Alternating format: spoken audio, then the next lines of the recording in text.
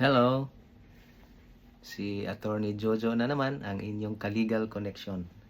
Sa video natin ngayon, ang nais kong ibahagi sa inyo na kaunting kaalamang legal ay tungkol sa isang land dispute na dinesisyonan ng ating Korte Suprema. Kasi maraming akong na-encounter na mga tanong tungkol sa mga problema sa lupa, yung mga nag-aaway tungkol sa lupa.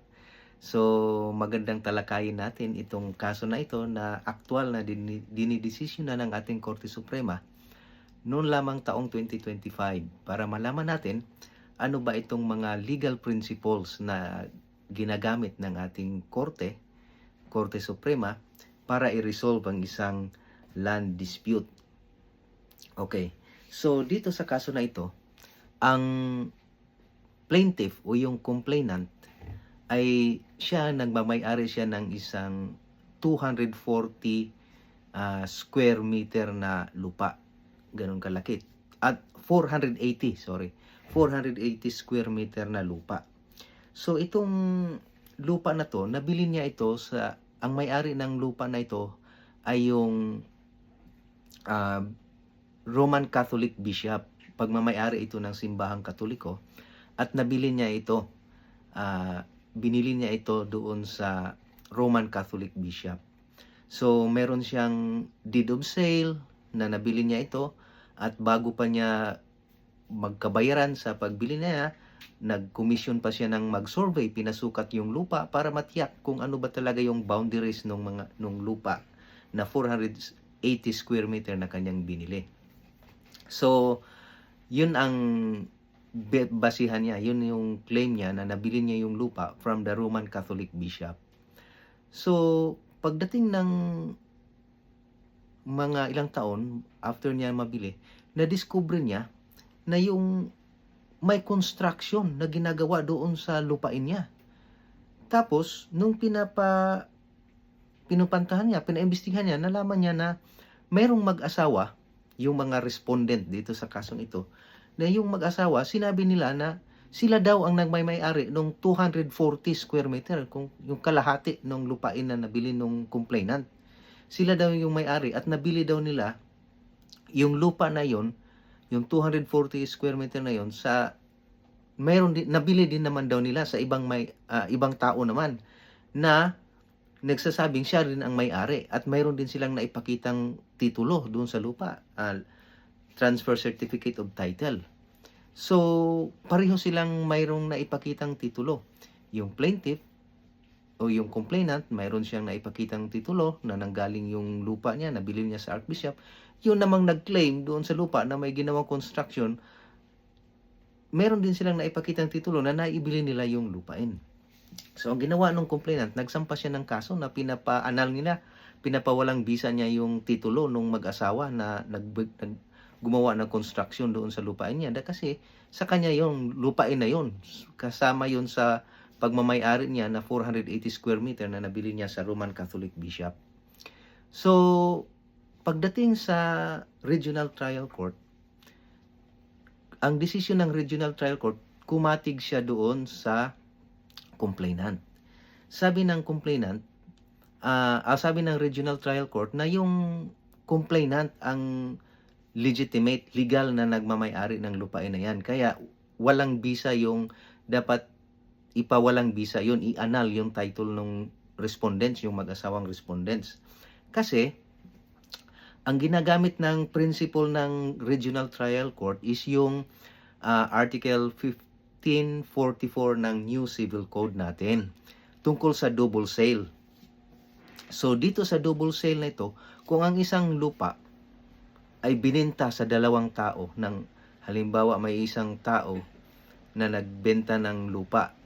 So bininta niya ito sa dalawang tao.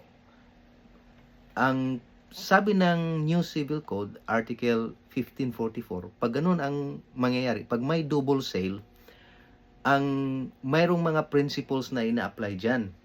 At ang nakita ng Regional Trial Court na yung principle ng first in time, priority in right. Mayroon din under yan sa New Civil Code, Article 1544 ng New Civil Code. Ang ibig sabihin, kung sino may mas may matandang titulo, siya yung may legitimate na may-ari.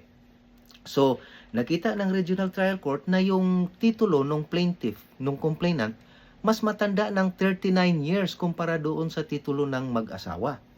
Kaya, ang sabi ng Regional Trial Court na yung yung plaintiff or yung complainant ang legitimate na may nagmamay-ari, yung kanyang title ang mas legal kumpara mas superior yung kanyang titulo kumpara doon sa mag-asawa dahil mas nauna yung kanyang title base doon sa principle ng first in time, priority in right. So yun yung legal principle na ina-apply ng Regional Trial Court. So yung mag-asawa, hindi kontento doon, hindi masaya sa naging desisyon ng Regional Trial Court, umakyat sila sa Court of Appeals. Pagdating sa Court of Appeals, kinatigan din ng Court of Appeals yung nagiging desisyon ng Regional Trial Court. Pero, ibang principle naman ang ina-apply ng Court of Appeals. Sabi ng Court of Appeals, hindi applicable dito yung principle na principle ng double sale na first in time, priority in right na ginamit ng Regional Trial Court dahil doon sa principle ng double sale, applicable lang yun kung isang tao lang ang nagbenta sa dalawang buyer. Dito kasi, dalawa yung nagki-claim na may-ari at dalawa yung nagbenta. Yung isa, yung Archbishop, yung isa naman sa mag-asawa, kiniklaim naman nila na nabili nila sa ibang tao na sinasabi na siya ang may-ari doon. So, dalawa yung nagsasabing original na may-ari nung lupa. So, sabi ng Court of Appeals, hindi applicable yung double sale. So, ang first in time, priority in right. Ang sabi ng Court of Appeals, ang applicable na rule dito is that yung the spring cannot rise above its source. So, anong ibig sabihin nito? Sabi ng Court of Appeals na dapat ang principle na i-apply natin dito, titingnan natin yung pinaka-original na may-ari kung saan nanggaling yung kanilang titulo. Sabi ng complainant, nanggaling daw sa Archbishop. Ang sabi naman ng mag-asawa, itong title nila ay yung lupa nila, nabili daw nila sa isang farmer na sinasabing beneficiary siya, na na-awardan siya ng emancipation patent under sa Presidential Decree number 27. Ito yung Presidential na Decree number 7. Ito yung nag-award ng lupain doon sa mga land beneficiaries. So doon daw nila nabili yon. Kaya sabi ng Court of Appeals, ang principle na titingnan natin dito, titingnan natin kung sino ba yung doon sa mga original na may-ari, kung ano ba yung valid ba yung mga titulo nila doon. Kasi para malaman natin na kung valid yung titulo, may karapatan siyang validly mag-transfer nung kanyang lupain. Pero kung hindi valid yung kanyang titulo, wala siyang karapatan na mag-transfer ng lupain doon sa ibang tao kasi nga dahil sa principle na the spring cannot rise above its source. Ibig sabihin, kung yung ang original ay kung pinanggalingan ay hindi illegal, hindi legal, hindi rin siya legal na makapag-transfer ng kanyang title doon sa ibang tao. So yun ang sabi ng Court of Appeals. So nakita ng Court of Appeals na itong Roman Catholic Bishop, yung lupain niya, yung kanyang original title, nakuha niya through cadastral proceedings. Ibig sabihin, original siyang nagpatitulo ng lupa, so cadastral proceedings, tapos nung nag-grant yung kanyang title, na-issuehan siya ng original certificate of title under the Torrent system. So, lumalabas na naging valid yung pagkakuha ng titulo noon sa Roman Catholic Bishop. So, nung tinitingnan naman nila kung saan nanggaling naman yung titulo ng mag-asawa, ang sabi ng mag-asawa, nabili daw nila lang yun doon sa isang tao na sinasabing nakuha niya through emancipation patent. So, dito sa Presidential Decree number 27, para magiging legal na makakuha ng lupain ng isang tao, kailangan muna dalawang step ang kailangan niya. Una, maisyuhan muna siya ng Certificate of Land Transfer. So pag naisyuhan na siya ng Certificate of Land Transfer, ang susunod na noon, emancipation patent na. So ibig sabihin, ma-award na sa kanya yung lupain. So yun yung pinaka-dalawang proseso para masasabing legal. So nung kinalkal ng Court of Appeals yung mga ebidensya, lumalabas na doon sa original Certificate of Title nung sinabi nilang tao na na-awardan ng through emancipation patent, mayroong annotation doon na wala siyang Certificate of Land Transfer. So, dahil wala siyang Certificate of Land Transfer, hindi valid yung pagka-acquire niya doon sa lupa through emancipation patent. Kasi, dalawang step dapat yan. Ang pinakaunang step dyan para ma-awardan ka is dapat ma-issuehan ka muna ng Certificate of Land Transfer. Pero, doon sa kanyang original Certificate of Title, naka-annotate doon mismo na hindi daw wala siyang Certificate of Land Transfer. So, nagiging questionable ngayon yung kanyang title, yung original, yung titulo ng original na may-ari na nag-transfer doon sa mag-asawa. Kasi nga, questionable yung pagka-acquire niya ng lupa under Presidential Decree number 27 dahil wala siyang Certificate of Land Title na naunang na-issue. Naka-annotate mismo yon doon sa original Certificate of Title. So, samantalang doon naman sa Archbishop of, doon sa Roman Catholic Bishop, na-acquire niya yung lupa through cadastral proceedings. Ibig sabihin, nag-petition sa korte para applyan ng original title yung lupa. Tapos, nung mag-grant yung title, nabigyan na siya ng original Certificate of Title under the Turin system. So, nung binenta ng Roman Catholic Bishop doon sa complainant, doon sa plaintiff yung lupain, nag-issue na ng Transfer Certificate of Title. So, kaya kumatig ang Court of Appeals doon sa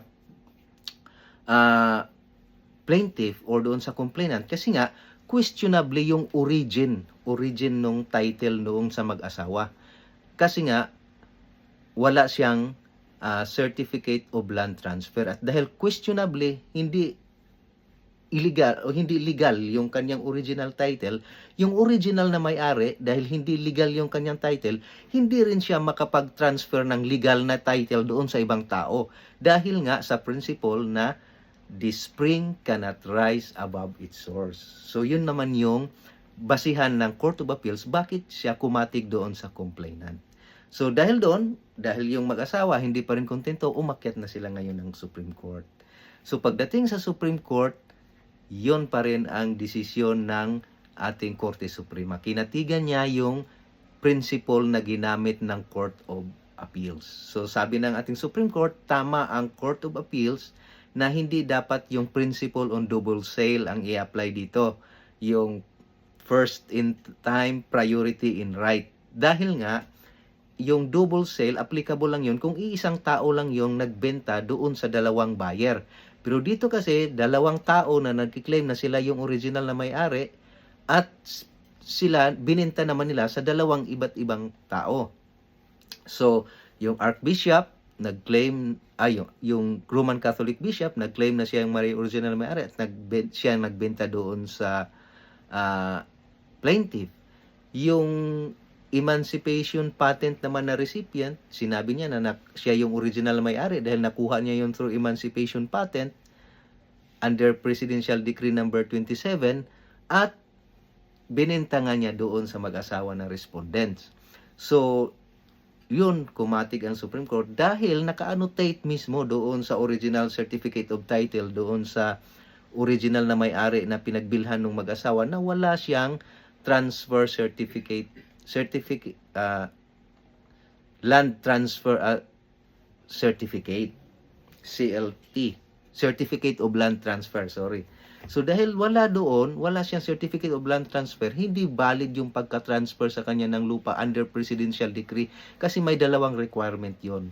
Unang-una, kailangan ma-issuehan ka muna ng Certificate of Land Transfer At after ka ma-issuehan ng certificate of grounds transfer, saka ka bibigyan ng emancipation patent.